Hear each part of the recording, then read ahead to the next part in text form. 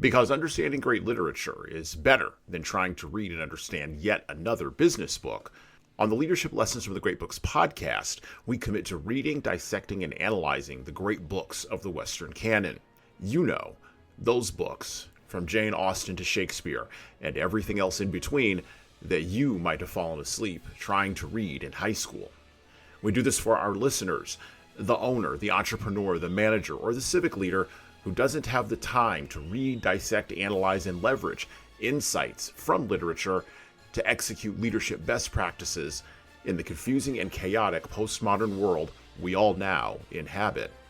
Welcome to the rescuing of Western civilization at the intersection of literature and leadership. Welcome to the Leadership Lessons from the Great Books podcast.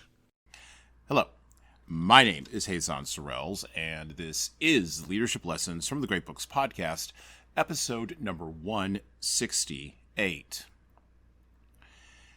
Postmodern leaders, particularly in the West, are increasingly a literal, yet not literary, and even barely literate people. This means we miss the forest for the trees.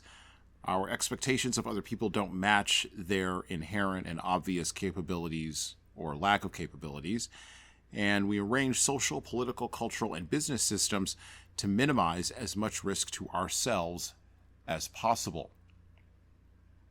And when all that delicate arranging, organizing, and planning fails, we are either paralyzed into inaction, or we run and hide in dopaminergic distraction, or we lash out in anger at others. Which, of course, creates the circumstances that lead to interpersonal conflict based on hurt feelings, disordered desires, and appetites, and, of course, the ever-present loss of face. We are obsessed with leadership on this show. Sure, it's a literary and book-focused show, but at the core of the show is the tension between leadership and book topics that appear on the surface to be antithetical to entire practices and assumptions inherent within postmodern leadership. Practices which are designed to reinforce that delicate balance I was just talking about, or practices that are oriented towards creating a quote-unquote new heaven and a new earth with the same old followers we've always had, rather than informing leaders and informing followers of tragic truths and the consequences of not heeding them. The book we are introducing today is one that, while on the surface may seem to not be about leadership, is, at the end of the volume, a book about nothing but the tragic truths of leadership and the long-term consequences of not heeding the ignorance or the dismissal of those truths. Today, on this episode of the podcast, we will be introducing and discussing one particular core theme from John Keegan's The First World War. Leaders, no reference to the Second World War can be made without talking about the exegesis of the First World War for sure, and no reference to any of the civilizational problems in our postmodern era can be made without deep understanding of the causes, the execution, and of course the tragic results of the First World War.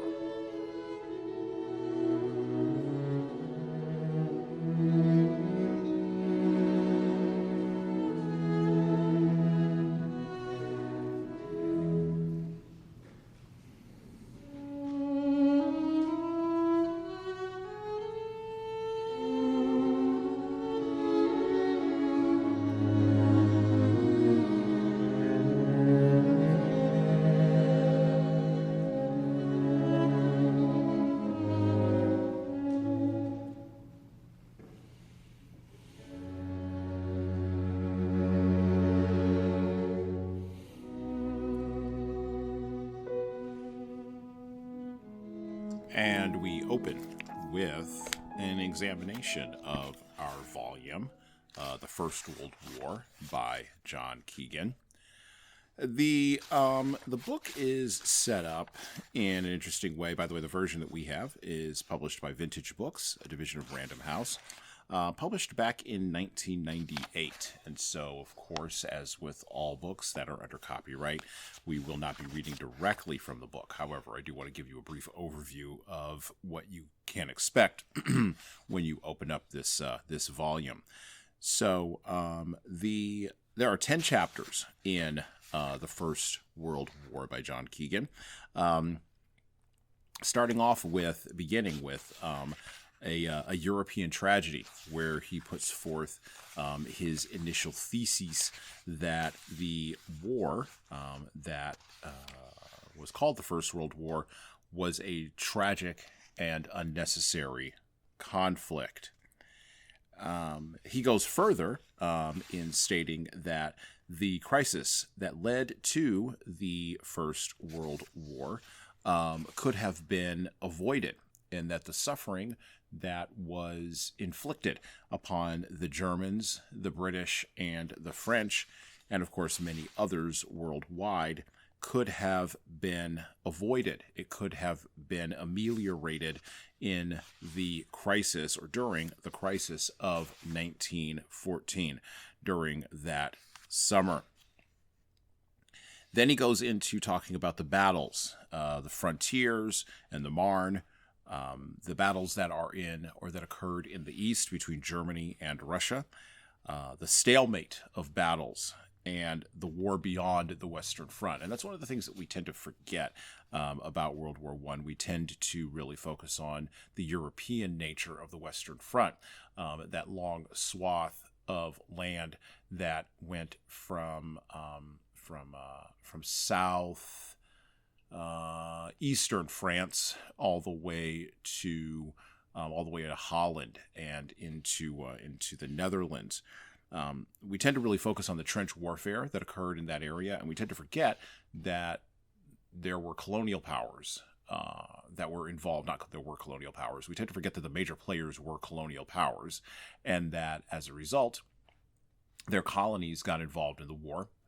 We also tend to forget the Ottoman Empire and, of course, the Arab Revolt that occurred there, that was documented by a favorite of our show, Thomas Edward Lawrence, T.E. Lawrence, in his book, The Seven Pillars of Wisdom. We also tend to forget that this war was a war beyond the Western Front that also occurred in the form of submarine warfare and naval battles between the Germans and the English. And of course, we forget about the role that Russia had in the war, in World War I, primarily because, through the wonderful tender mercies of Germany, who allowed Lenin to pass through their country and through Finland Station, to Petrograd in 1916, effectively removing millions of Russian soldiers from the field of battle on the Eastern Front, and technically speaking, winning, if that term can really be used, the war for Germany on the East. We tend to forget Russia's contributions to World War I. Then we move into the year of battles and the breaking of armies, where Keegan writes very coherently about generalship and about the nature of morale as the war ground on through 1916 and into 1917. And finally, America's entry into the war, America and Armageddon. That's the chapter that focuses on America's entry into the war in 1917 and the nature of America bringing to bear millions and millions of men to fields that had been bled red with the blood, or soaked red with the blood of British, French, and German warriors for the previous 3 years. World War I was indeed a European tragedy, but the world that we live in today, the world that we take for granted 111 years later, the social and cultural and even, or especially, the geopolitical arrangements that we think are quote-unquote normal, had their beginning in the killing fields of World War I.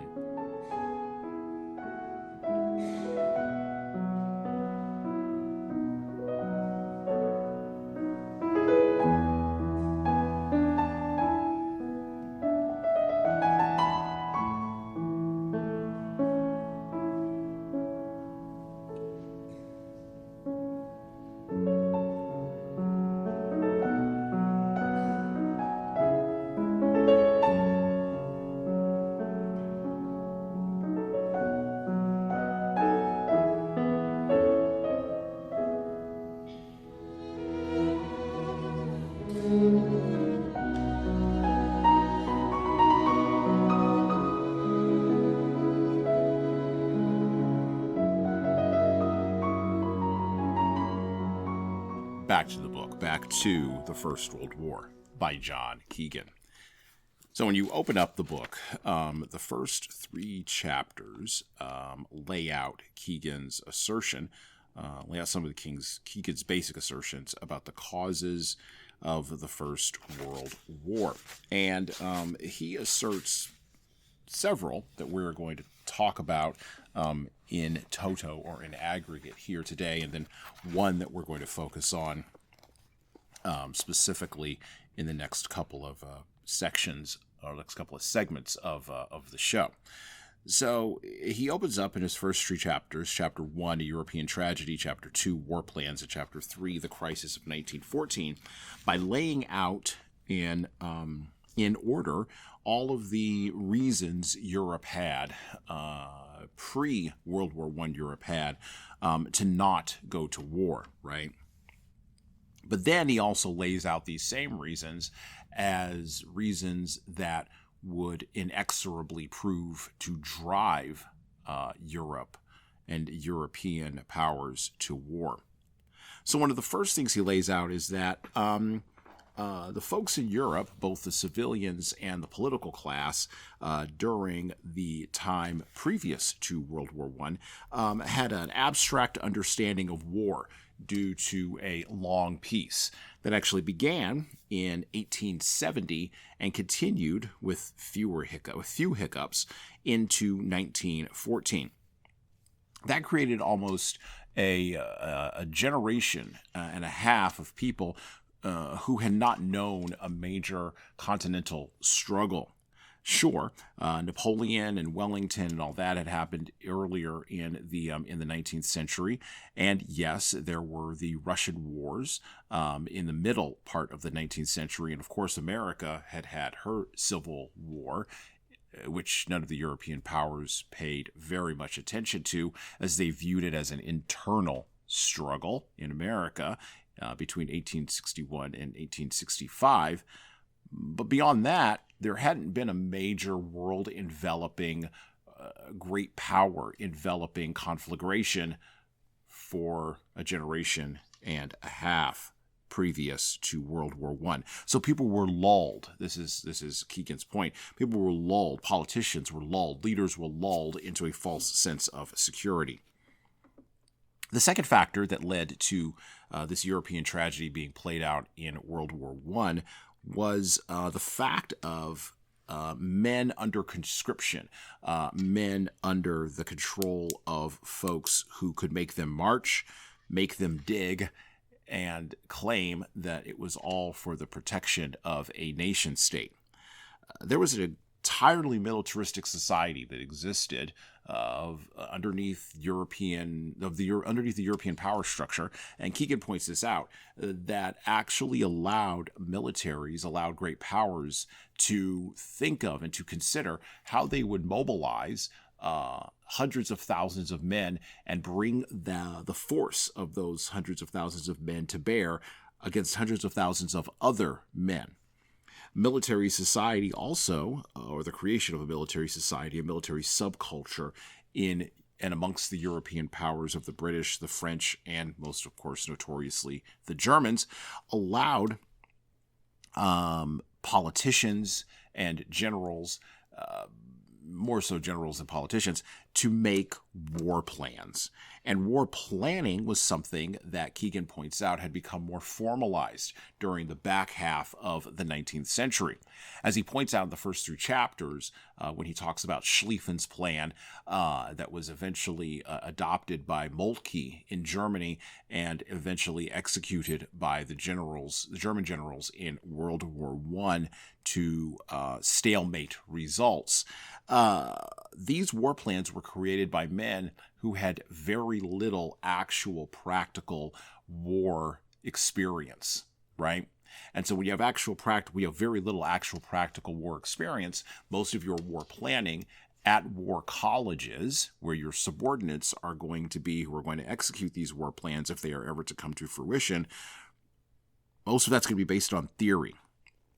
And at a certain point, as we pointed out when we covered Why Don't We Ever Learn from History, at a certain point you have to move from theory to actuality, because things change when plans change, when they make first contact with reality. There were two other factors that Keegan talks about in the first three chapters in the lead up to the First World War that were critical to the First World War occurring. And the first one of these two is technological change. There was rapid technological change that was occurring at the beginning of the 20th century. The telegraph, the telephone, radio, airplanes, these kinds of, and of course trains, these kinds of technologies were coming to the forefront and were being used not only for transporting people and communications, but they were also, or could be, they also could be used for making war. And they would be used to make war during World War I with tragic results. Because unfortunately, it wasn't just the technologies that were advancing, it was also the mindsets of the people that were going to be leveraging these technologies that had to be examined as well. And when Keegan looks at the mindsets, one of the points that he makes in his very dry British historian, with his very dry British historian sense of exactitude, the point that he makes here in the first three chapters is that the politicians, the ambassadors, the diplomats, and fundamentally later on during the war, the generals, came from a certain class structure in Europe that we cannot appreciate here in the 21st century, and really couldn't appreciate in the end of the 20th century when Keegan was writing this book. The aristocratic class of sensitive men who were class conscious was rife throughout European capitals, in particular, as I said before, the British, the French, and of course the Germans. We in America, post-World War II, post-Vietnam, post-Korea, post-Iraq, post-Iraq II, we have fallen into the grip of egalitarianism, and we believe in the power of the demos.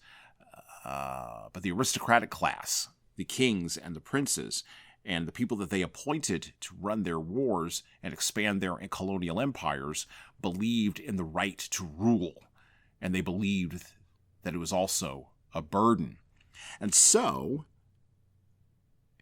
a person with an aristocratic mindset who is faced with new technologies that they don't fully understand or appreciate, faced with a long peace and an abstract understanding of war among their populaces, but also having access to the greatest resource a military mind can possibly think is the greatest possible resource, bodies and plans, there is certain level of inexorability that comes along with all these factors that ground the Europeans towards an apocalyptic tragedy.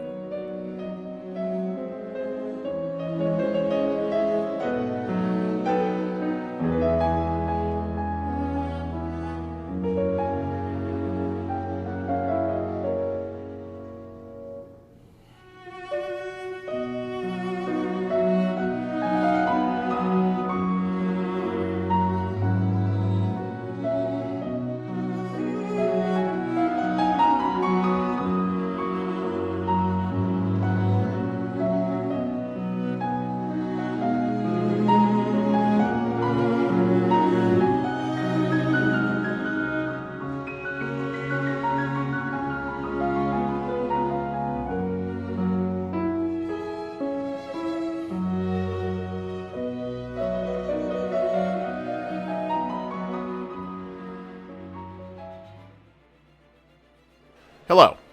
So I'm going to do some shilling here, and hopefully this will be a pause in our riveting conversation for you. I have an offer for you. My most recent book is 12 Rules for Leaders, The Foundation of Intentional Leadership.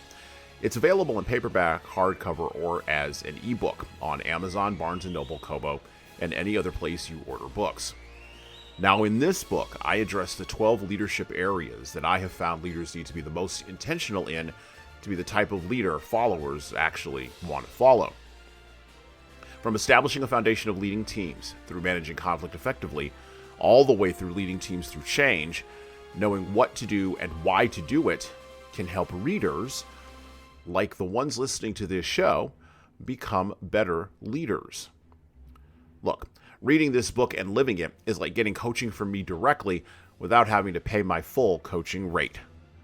Head on over to leadershiptoolbox.us, that's leadershiptoolbox.us, and scroll down the homepage and click on the Buy Now button to purchase in hardcover, paperback, and Kindle format on Amazon, 12 Rules for Leaders, the foundation for intentional leadership. And that's it for me. Now back to the show. So what are we to take from all of those ideas that Keegan puts forth in the first 3 chapters of his 1-volume overview of the First World War? Well, there's a great quote, actually, in the book, and it sort of summarizes a larger idea in a very British fashion that I want to talk about. It's in his section marked "A Europe of Soldiers," or labeled a Europe of Soldiers," and it says this: there was, admittedly, a fear of war in the abstract. He's talking about in Germany, but it was as vague as the perception of what form modern war itself might take. Stronger by far, particularly among the political classes in every major country, was the fear of the consequences of failure to face the challenge of war itself. Close quote.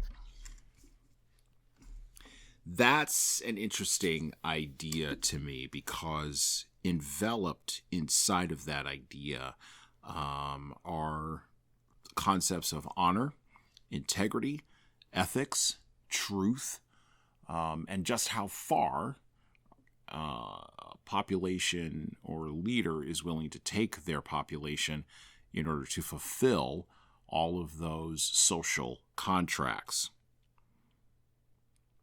The idea of, quote-unquote, not being able to meet the moment that war would require is one that is foreign-sounding to our postmodern ears and to our postmodern psychology. It sounds brutal, and it sounds unfortunate, and it sounds savage.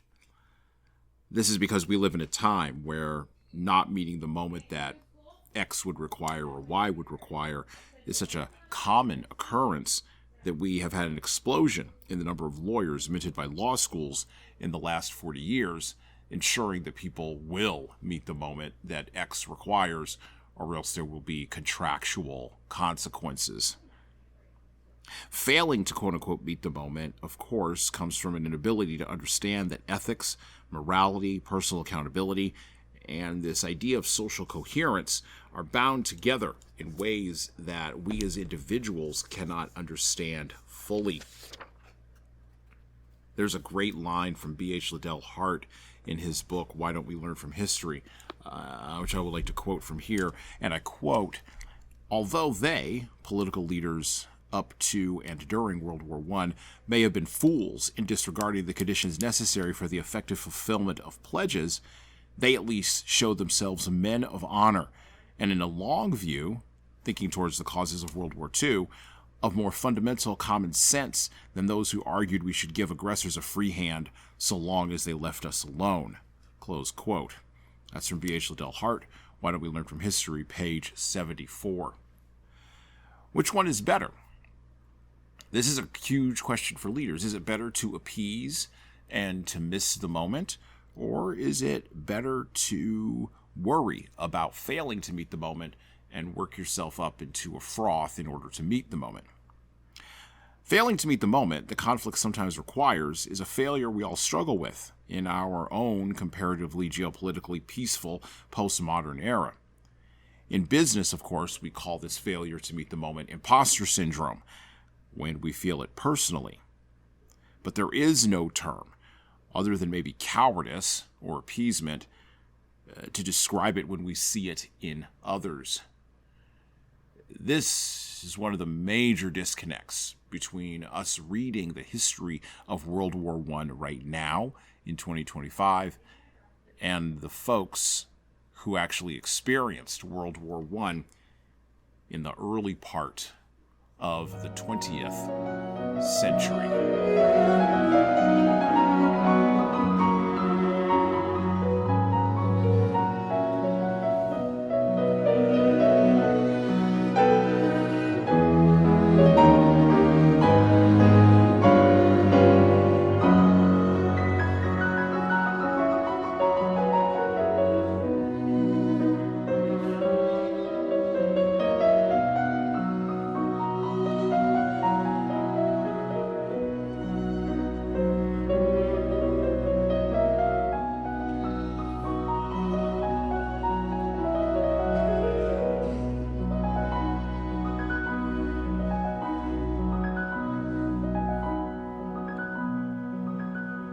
Right, back to the book, back to The First World War by John Keegan.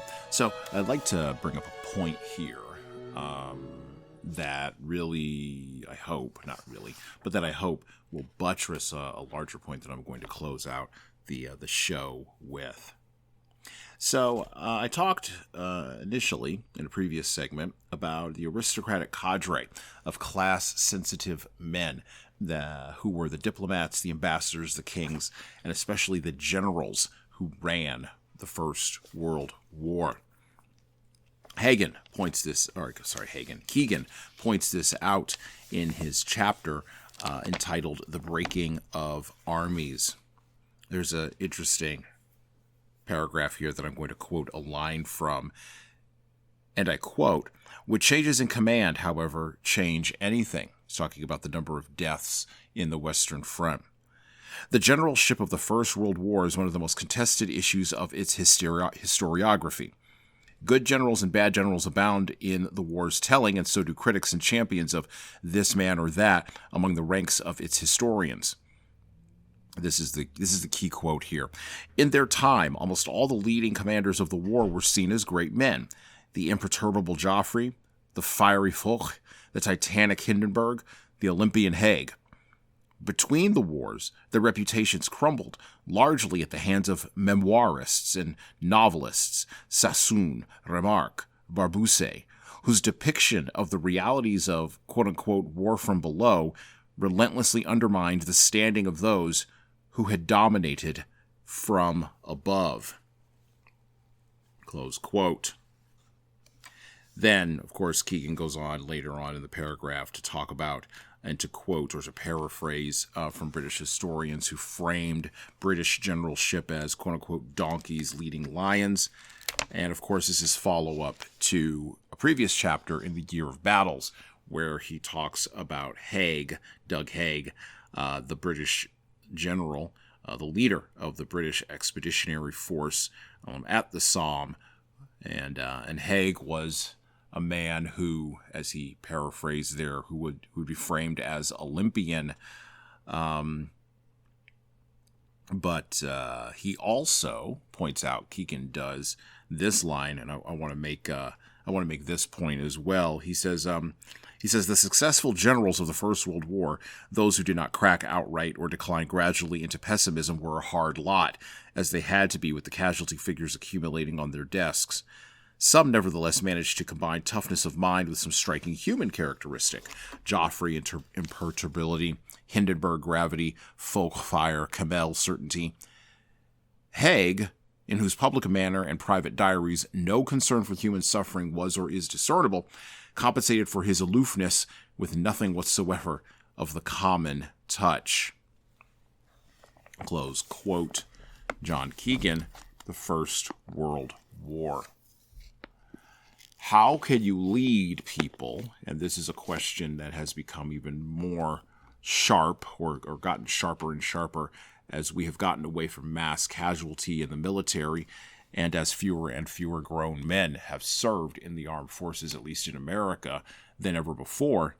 How do you lead men if you have no common touch?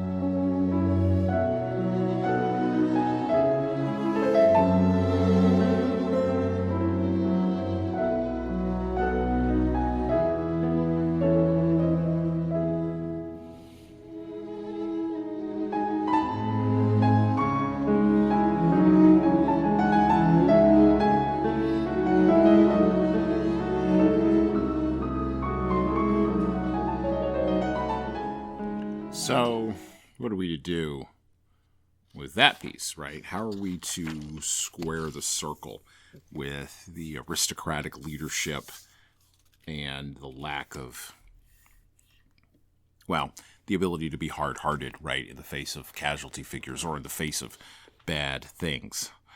The ability to stare disappointment in the face consistently over a long period of time and not flinch.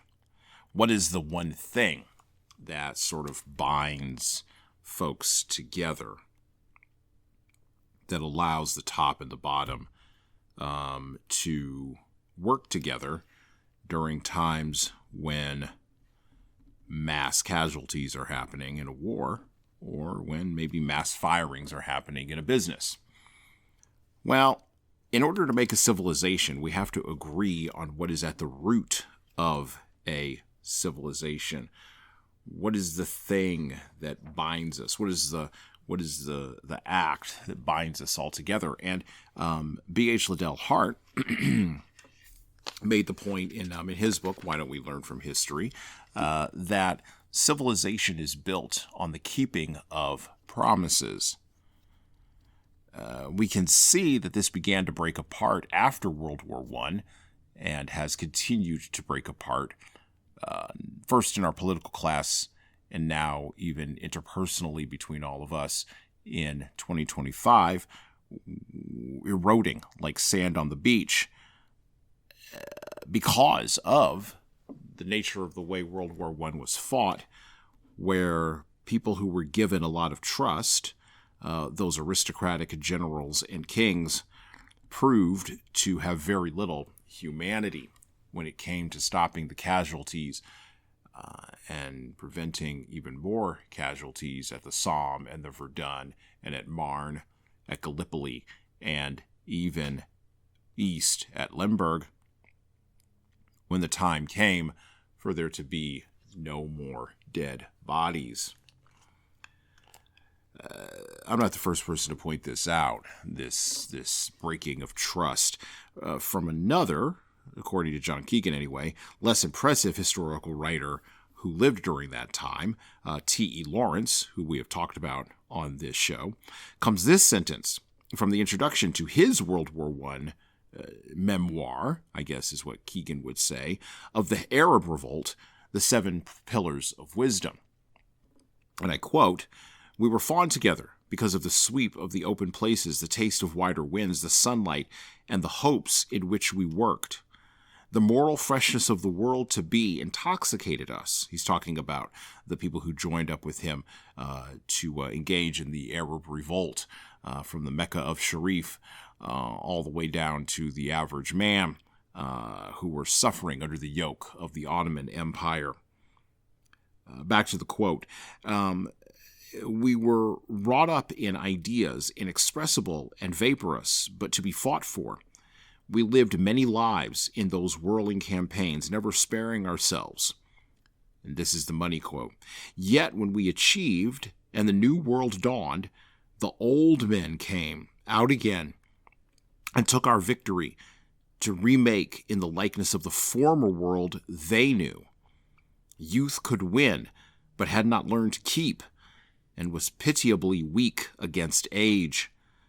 We stammered that we had worked for a new heaven and a new earth, and they thanked us kindly and made their peace." Close quote. Yeah, those old men who thought that they had not lost trust, those old men who believed that they had behaved with honor and had kept the political and cultural and civilizational promises to others in Europe, didn't quite realize that the millions of dead indicated that they had kept the wrong promises. The genuine guarantee, the only guarantee of civilization, is built on the rock of keeping promises. And the one thing you could say about all the players in World War I, from the kings and the princes to the generals and even the ambassadors, was that they were trying to keep promises, or at least to avoid committing to new ones. But the mistake they made was that they didn't realize when those promises should be broken. And this concept that promises given by men of honor to other men of honor, regardless of class, status, or wealth, this concept that those promises mean something was one that died terribly and tragically in the fields of the Western Front battles of the Somme and the Verdun, the Eastern Front battles at Lemberg, and away from the Western Front in places like Gallipoli and Mesopotamia. But this concept that promises mean something was not fully destroyed until after Vietnam and well into our own era. We are still eating out on the last seed corn of a high-trust society. And this is something worth defending. This is something worth holding up. If you run a business, this is where it relates to you, and you have shareholders, to whom do you owe your trust? To the people at the bottom who are doing the work, or to the shareholders in the boardroom who control the capital flows?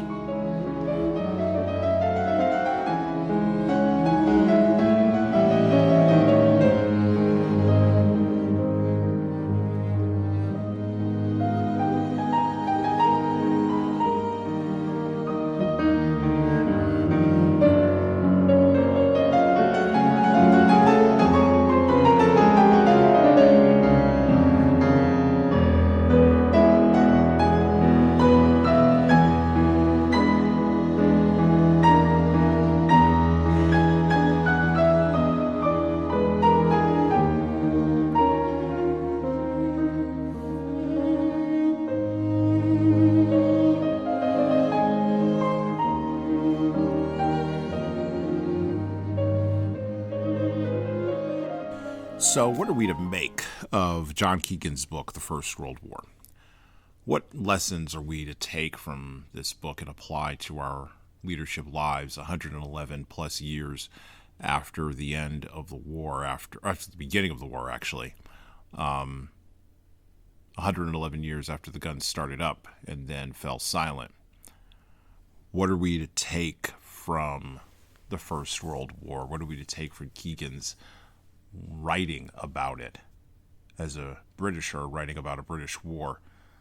What are we to take as American leaders from this?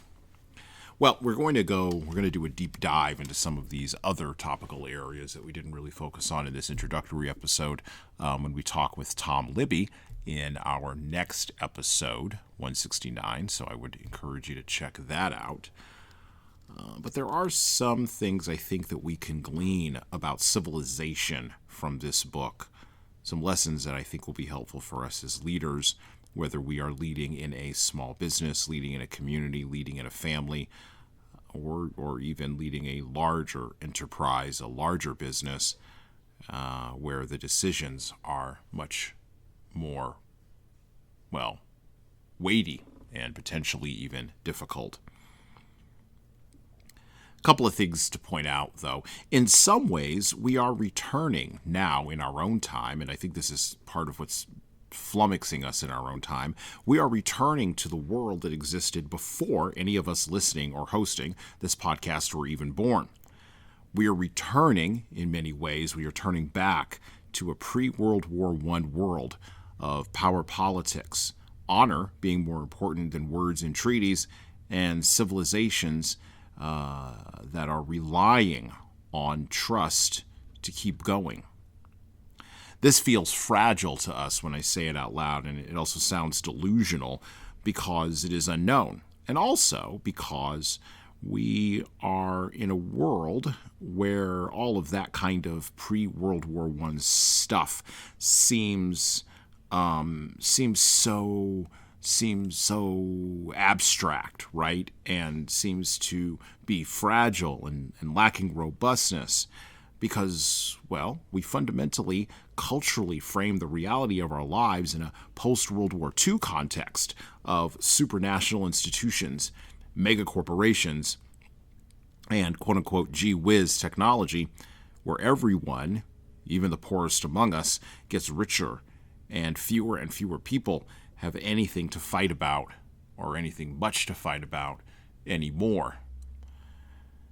This thinking, of course, this post-World War II focused thinking, has its dissenters. And the Minority Report on such thinking is based, such as it were, in the pre-World War I mindset that encompasses strict hierarchies, martial obedience, minimal egalitarianism, and limited quote-unquote democracy. Because the demos, as all of those pre-World War I ambassadors, kings, generals, queens, and leaders and politicians knew, the demos are loud, they are confused, and fundamentally they are stupid. And we in the demos, don't like being called stupid. The tension between both those poles, of course, is reflected in the minor leadership struggles at the minor levels that we have today.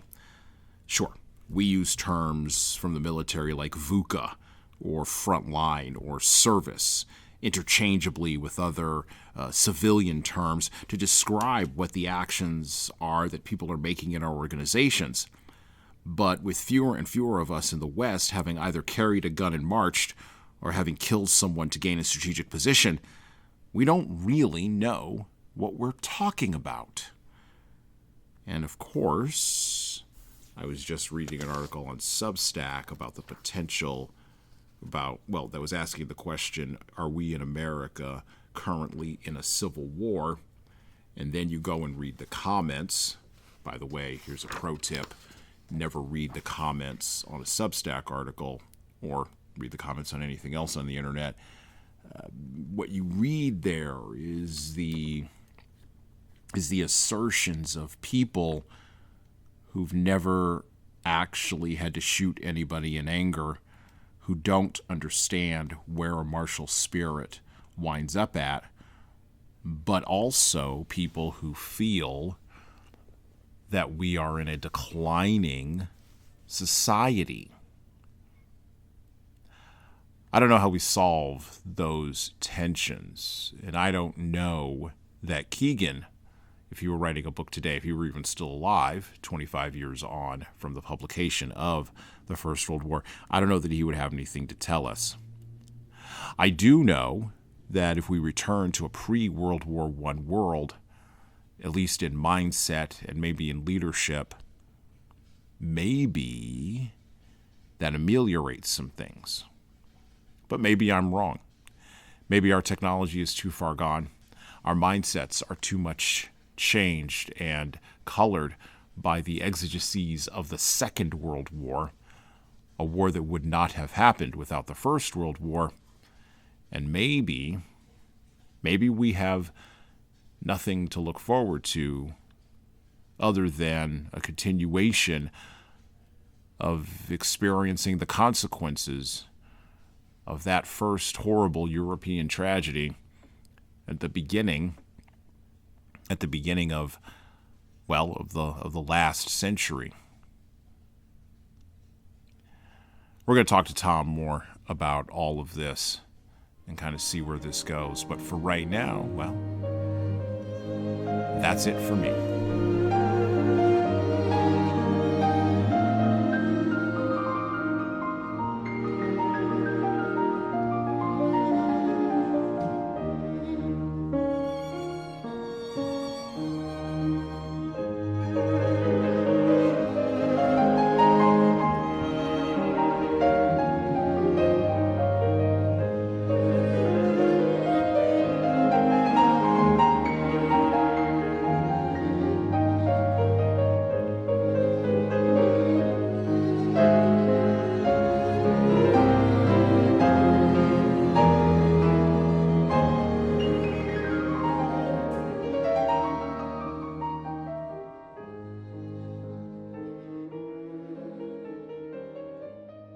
Thank you for listening to the Leadership Lessons from the Great Books podcast today. And now that you've made it this far, you should subscribe to the audio version of this show on all the major podcast players, including Apple iTunes, Spotify, YouTube Music, and everywhere else where podcasts are available. There's also a video version of our podcast on our YouTube channel. Like and subscribe to the video version of this podcast on the Leadership Toolbox channel on YouTube. Just search for Leadership Toolbox and hit the subscribe button there on YouTube. And while you're doing that, leave a 5-star review if you like what we're doing here on Apple, Spotify, and YouTube. Just go below the player and hit 5 stars. We need those reviews to grow, and it's the easiest way to help grow this show. And tell all your friends, of course, in leadership.